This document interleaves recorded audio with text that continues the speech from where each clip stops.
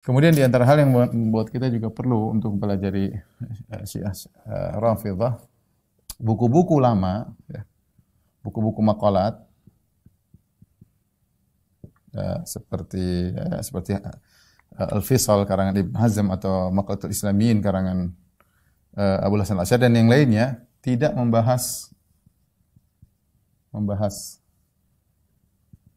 Syiah Rafidhah secara detail. Apalagi syubhat-syubhatnya.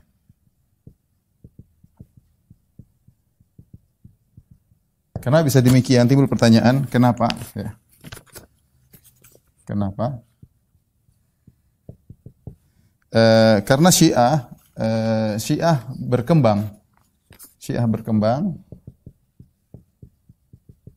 dan buku-buku utama mereka, buku-buku induk mereka belum muncul di zaman dulu, baru muncul belakangan ya, di zaman dulu.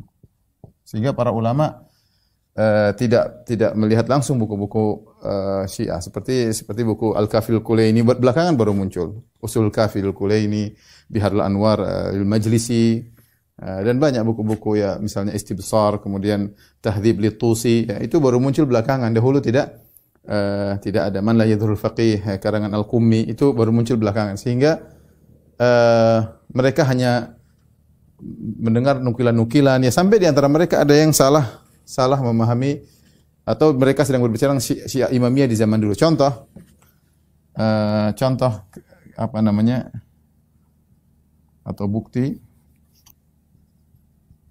bukti kurangnya literatur Syiah di zaman, tidak adanya literatur Syiah di zaman itu.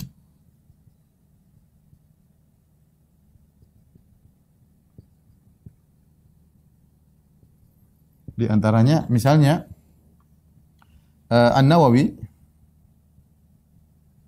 dalam Al-Minhaj beliau berkata Al-Imamiyah, Syiah Al-Imamiyah tidak mengkafirkan sahabat.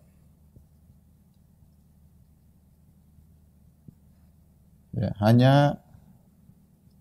hanya berpendapat, hanya menyatakan Ali radhiyallahu anhu lebih utama daripada Syaikhain, itu Abu Bakar dan Umar radhiyallahu taala anhum. Tentu ini kesalahan fatal dari Imam Nawawi rahimahullah taala.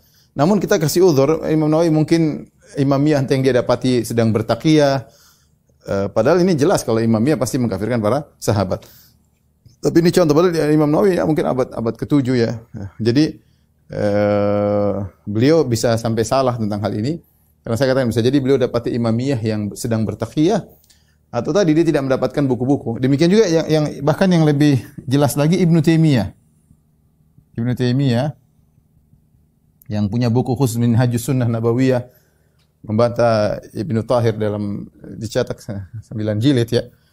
Beliau mengatakan, telah sampai kepadaku kabar dari orang yang thiqah bahwasanya orang-orang Syiah merasa kalau mereka pergi ke kuburan seperti berhaji. Jadi Ibnu Taimiyah ini benar, ini Ibnu Taimiyah tidak salah, tapi Ibnu Taimiyah tidak baca buku mereka. Dia hanya mengatakan telah mengabarkan kepadaku orang yang thiqah. Padahal masalah kalau pergi ke kuburan Husain nilainya seperti 20 kali haji, dalam buku-buku mereka banyak. Kalau sekarang, tapi di zaman Ibnu Taimiyah buku tersebut tidak ada. Ibnu Taimiyah tidak baca langsung, sehingga dia berkata, Ibnu Taimiyah mengatakan telah mengabarkan kepadaku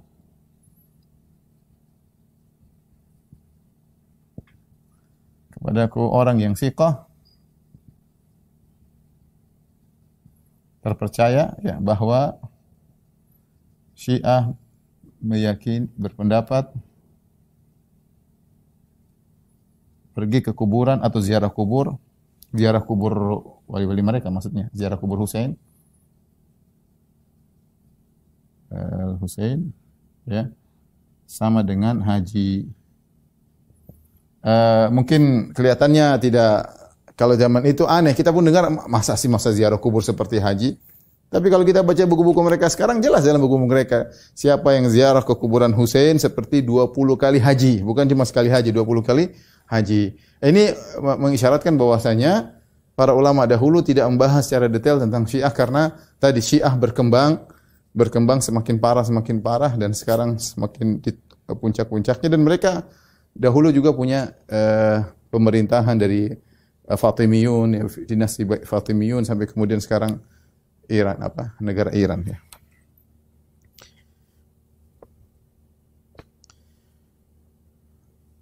Oleh karenanya kalau kita dapati mereka membagi, orang-orang lama dulu membagi Syiah ya, yang al-ghulu ya, Syiah yang ghulu, yang kemudian ada ya di antaranya mereka bilang Syiah yang ghulu adalah mengkafirkan para sahabat. Ya. Kemudian komentar ulama Syiah sekarang justru keguluan ya, sikap ekstrimnya Syiah yang dulu dianggap ekstrim oleh golongan Ahlussunnah merupakan perkara yang daruri, yang harus ada pada kita, yaitu mengkafirkan para sahabat ya.